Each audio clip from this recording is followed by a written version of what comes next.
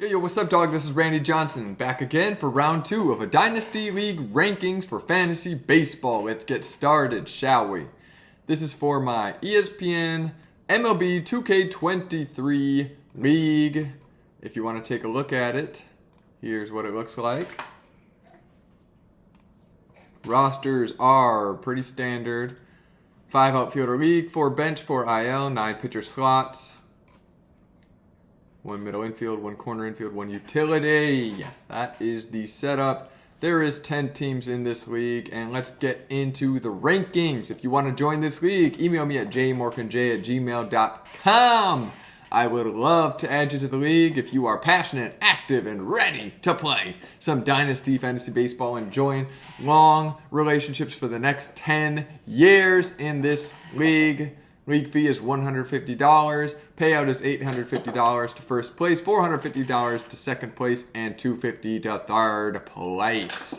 All right, without further ado, let's check out the second round. Let's do a little recap of the first round. We had Ronald Acuna, Julio Rodriguez, Juan Soto, Yordan Alvarez, Vladimir Guerrero, Fernando Tatis, Shohei Ohtani, Rafael Devers, Kyle Tucker, and Trey Turner. Now, in the last episode, I had these two flipped, Turner and Ramirez, and I flipped them because I like Turner better. He's 1 year younger. He's going to give you a better batting average. He could burst out in a huge steal season this year.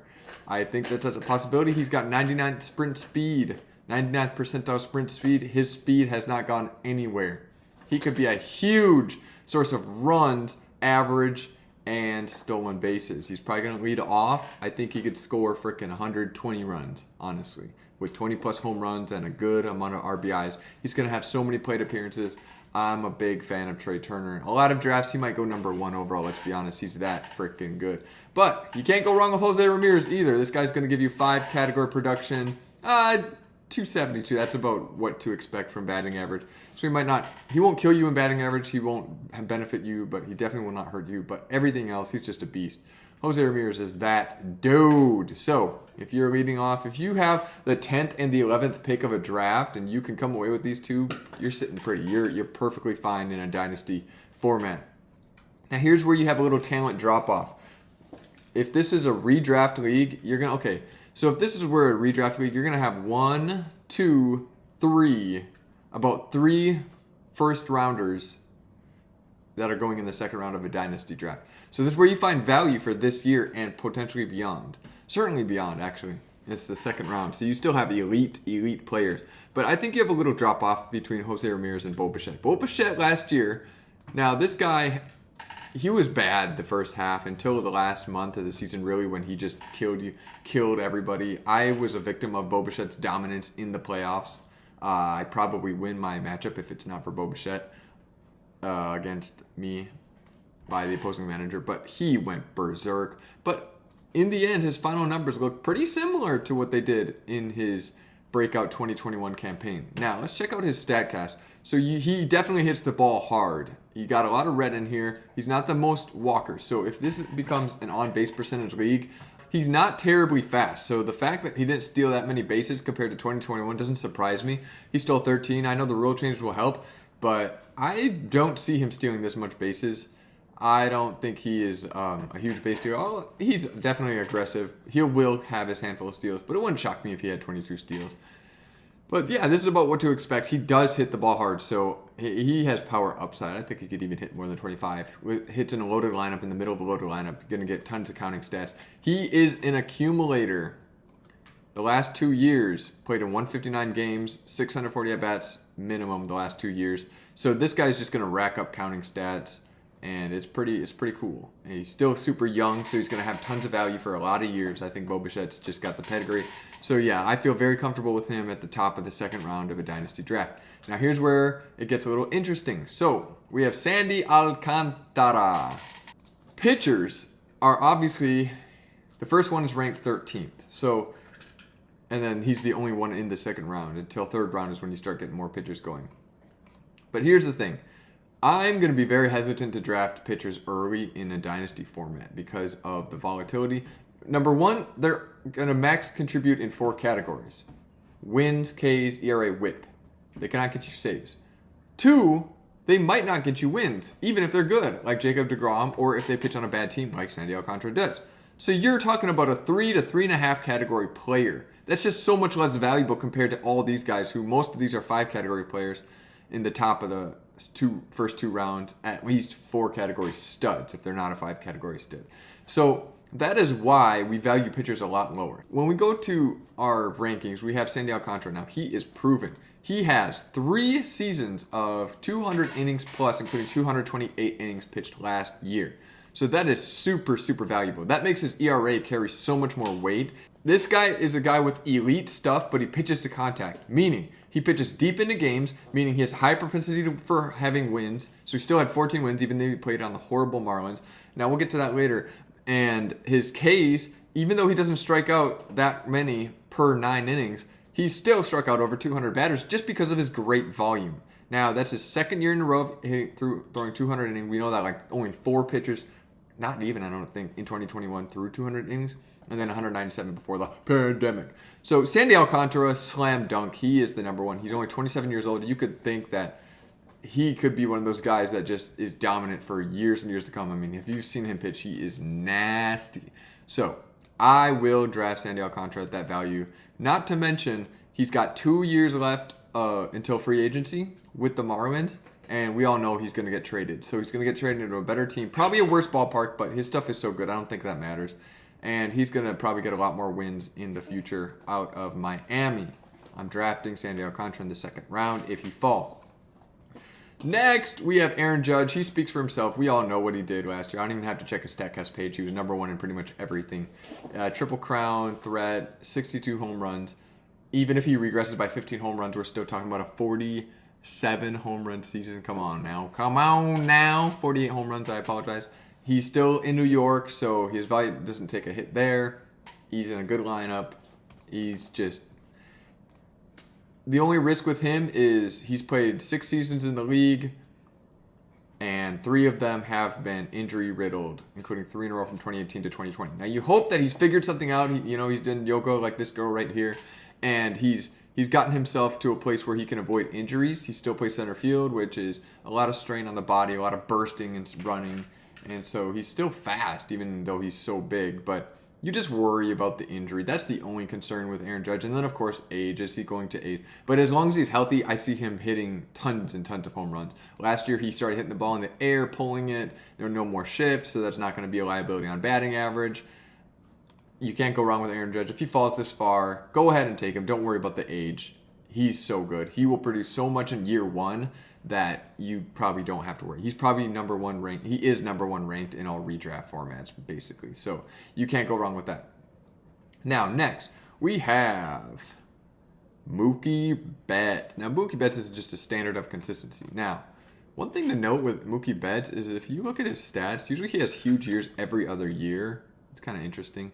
So last year, he hit a career high in 35 home runs with the dead ball. So you might think he might be trading a little average for power. I think that might be the case. He went from 290 with Boston to now he's at 260 hitter with LA, but I'll take it with the power and the counting stats. It's just a run machine. He gets so many plate appearances and he gets tons of RBIs. He's lit up in red and StatCast. His sprint speed's gone down, so you don't think he's going to run as much. He's a smart, good base runner. He's just such an all-around star player. So Mookie Betts is going to get tons of volume. He stays healthy, except for 2021. But overall, he's got a great track record. He's a small guy. I think small guys have a higher chance of staying healthy. I just do. I think that you're more compact. You have less stuff to break, less stuff to twist. The bigger they are, the harder they fall, after all. Great plate discipline. He's just a safe pick. He's still 30 years old. He's not that old. Once again, I project 3 years out, so I say 30, 31, 32. I think Mookie Betts is going to be a great player from ages 30 to 32. Still in a loaded lineup. The Dodgers are only going to get better, and he's a safe pick. And at the top of the draft in a dynasty, you got to go safety. You have to make sure that you're getting top level production for years to come with these top 2 picks. Next, we have a really fun player, and that's Austin Riley. Now, you might not buy into Austin Riley. You might not realize what he's done the last 2 years, but let me just show you what he has done the last 2 years. He has been a beast at the weakest fantasy position. Well, second weakest compared to second base. We're talking 33 home runs and a 303 batting average with 107 RBIs, 91 runs 2 years ago. Last year, to follow it up, he was even better in the power department. 38 home runs. His average took a little step back. But this guy, he's only 25 years old. He's in the middle of probably the best lineup in baseball, the best young lineup. This is a safe pick. I think that he might produce first round value over the next couple years. He's just a surefire power source. Remember, 36 home runs carries a lot more weight these days because now middle infielders aren't hitting 38 home runs. I'm talking about you. Francisco Lindor. Yeah. We're good on Austin Riley. Look at his StatCast page. This guy's got elite power. Best in the business power. He does have a little plate discipline issues. That's the only thing holding him back. But his K percentage is not horrible. It's a little worse than league average.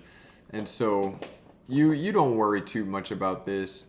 His defense is suspect, but I assume he'll just get better and he'll stick at third base at one of the weakest positions in fantasy. Austin Riley, slam dunk. Just pencil him in for 30 and 100 and upside for more. Don't worry about that. Plus, he's so young. So I think he is fairly ranked at 16th, right behind Mookie Betts. Next, we have a debate. Bobby Witt Jr. versus Michael Harris II. The rookie phenom, Michael Harris, who produced like a star in half a season, versus Bobby Witt, who has a tantalizing power-speed combination. Let's start with Michael Harris. This guy is very fast, 95th sprint speed. And he hits the ball very hard. Now, his plate discipline is suspect. It's horrible. He does not hit lefties well. He's 21 years old. You assume that he will get better, but his launch angle was extremely low. He hits a ton of ground balls. The only player that hits more ground balls is Christian Yelich. Now, here's where it gets interesting. Is he young enough to correct these things? Because if he does what he did last year, his expected statistics, his stats are going to take a dive. His power could plummet. In fact, over a full season, he is projected to hit one less home run than he hit all of last year by ESPN's projections. Got to refresh the page because we all know that ESPN Fantasy Baseball has been buggy ever since they updated the site. Now, he's young enough to where he can figure all these things out and become an absolute fantasy superstar. What he did last year was nothing short of backbreaking because he also was on the team that beat me in the Fantasy Baseball Championship last year. Thank you, Michael Harris. I kept on waiting for him to fall off. He never did. Now, he has weaknesses. He has flaws. He's very young. The league can adjust to him, and if he doesn't figure those things out, he could go in for a sophomore slump. It would not shock me if his numbers all take a dive back this season. He probably will rebound in the future. He's so young and talented, but you never know. Now, Bobby Witt.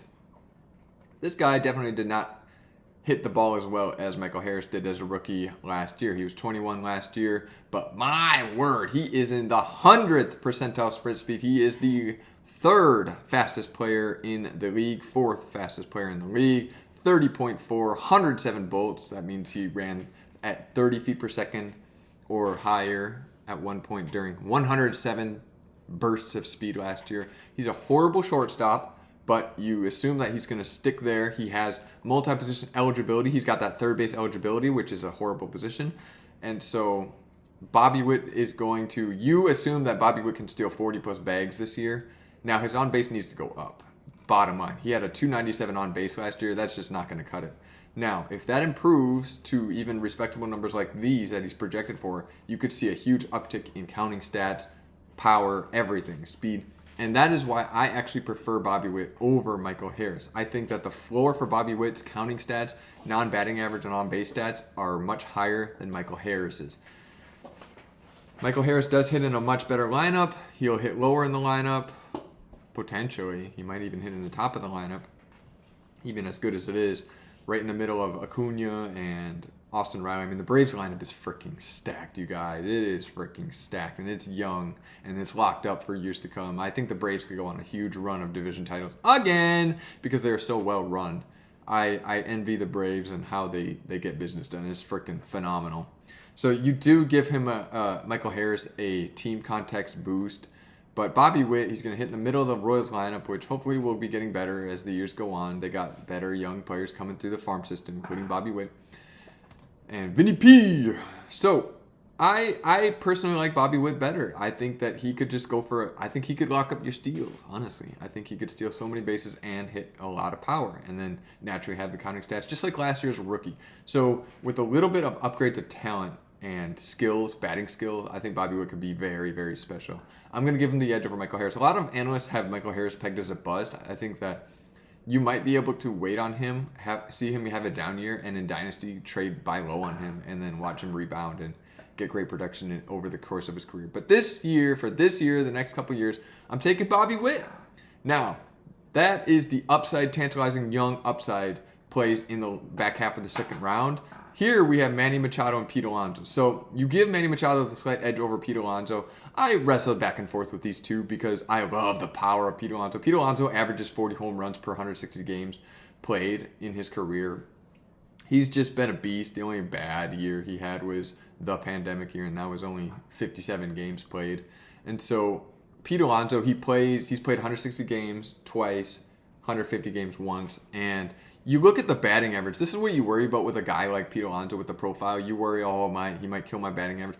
Nah, Pete Alonso, he is a batting average player. And it's because his strikeout rate went down significantly over the last couple years. As you can see, he struck out 127, 120. That's very respectable over that kind of volume of games played. His rookie year, he went berserk, but he struck out a lot. And so I think he's becoming a much better hitter, and it raises his floor, Pete Alonso's, and I think he's got that power and potential. I mean, once again, the power, a 40 home run hitter carries a lot more weight than it did a few years ago because not everyone can just hit 40 home runs now. And with the RBI, the runs scored, he's in a loaded lineup. He's only 28, 29, 30. You got him for his prime peak years. I think he's a safe slam dunk pick there. But the reason why we're going to give Manny Machado a slight edge up is because, number one, he's going to run a little more than Pete Alonso.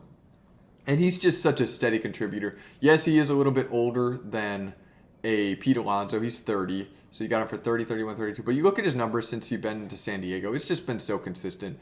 He's been basically an 850 OPS guy for San Diego. And he's done this since his entire career. And now he's just in an absolutely stacked lineup with Fernando Tatis and Juan Soto. It's just hitting in between those two players is going to give him some huge counting stat potential.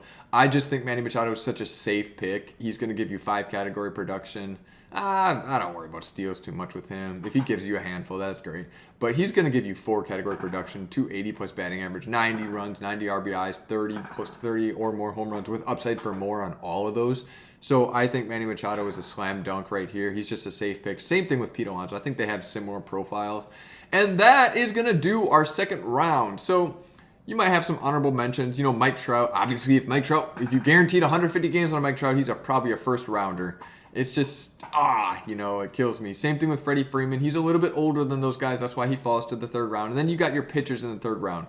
So, but I feel very comfortable with this list. You can only have, 10 players. You have the pair of Bobby Witt and Michael Harris is kind of the upside, not as proven as the guys lower than him on the list, but younger and just, they could change your league for the next 10 years, your team for the next 10 years if you scoop one of them up in this draft.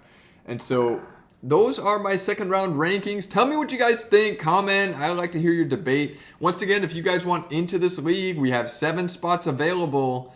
And it's $150 buy-in, $850 to first place. This is going to be such a fun league. I'm going to be documenting a lot of it on YouTube for you guys to see and just to learn more about the league. It's going to be a ton of fun. Email me at jmorkinj@gmail.com. We're going to have a ton of fun. Check out this teams. These are our top players on the player radar from last year. Let's debate. We have a group me messaging system, and so we're going to be able to communicate. We also have the league message board. I'm a huge message board person. I just want a lot of communication going on within the league. If it will load, it looks like it is frozen because ESPN Dynasty Baseball. We're going to do a Zoom call draft. It's going to be super fun. And the draft is going to be Sunday, March 26th at 6:45 Central Time. We got votes. I'm definitely in for the input of the league, so we can switch things up, change scoring according to the polls of the players. We got a group me, and just email me if you're down to join this league, and let's do this. All right, until next time, we're gonna do round 3 next week. Join me then. All right. Peace.